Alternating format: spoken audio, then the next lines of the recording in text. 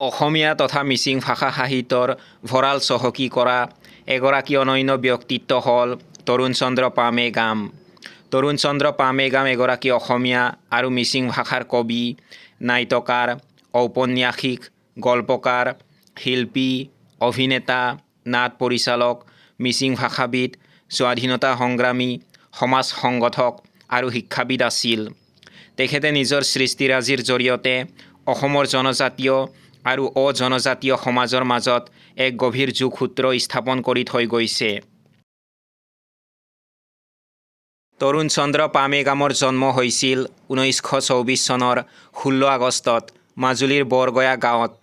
তেওঁ যোৰহাট চৰকাৰী হাইস্কুলত স্কুলীয়া শিক্ষা লাভ কৰিছিল। কিন্তু 10ম শ্ৰেণীৰ টেষ্ট পৰীক্ষাৰ প্ৰথম দিনাই পিতৃৰ আকস্মিক মৃত্যুত তেওঁৰ শিক্ষা জীৱনত জতি পৰে আৰু তেওঁ মাজুলীলৈ উভতি আহে। পৰৱৰ্তী কালত তেওঁ বায়ু সেনা বাহিনীতো সেৱা আগবঢ়াইছিল। শেষত তেওঁ 1965 চনত মাজুলী মহাবিদ্যালয়ৰ পৰা স্নাতক ডিগ্ৰী লাভ কৰে। পামেগামদেৱৰ সাহিত্যিক যাত্ৰা আৰম্ভ হৈছিল ছাত্ৰ অৱস্থাতেই। তেওঁৰ প্ৰধান সাহিত্যিক সৃষ্টিসমূহ হ'ল কবিতা, চকামকা আৰু নাৰী, উপন্যাস, সমাজৰ শেষ সীমা, পাহাৰপুৰি আৰু অগ্নিযুগৰ ফিৰিঙতি, ডিটেক্টিভ উপন্যাস। তেওঁৰ অনাতাঁৰ নাটক সেতুৱে ৰাষ্ট্ৰীয় পৰ্যায়ত স্বীকৃতি লাভ কৰিছিল। ইয়াৰ উপৰিও তেওঁ চোৰ, পৰাচিত, ফেহুজালি আদি কেইবাখনো নাটক ৰচনা কৰিছিল। তেওঁ মিচিং লোকগীত আৰু সাৰুকথা সংগ্ৰহৰ ক্ষেত্ৰত আগভাগ লৈছিল। 1950 চনত তেওঁ ৰচিত প্ৰথম মিচিং আধুনিক গীত আকাশবাণীৰ জৰিয়তে প্ৰচাৰিত হয়।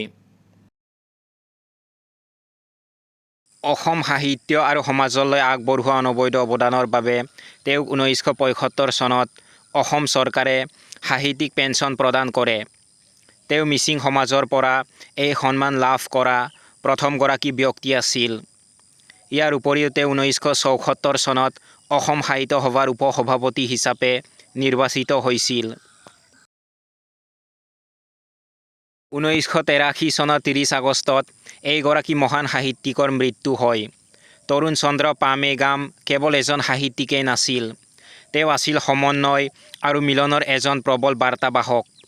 তেওঁৰ কৰ্মৰাজিয়ে অসমীয়া সাহিত্যৰ ভঁৰালটো সদায় উজ্বলাই ৰাখিব।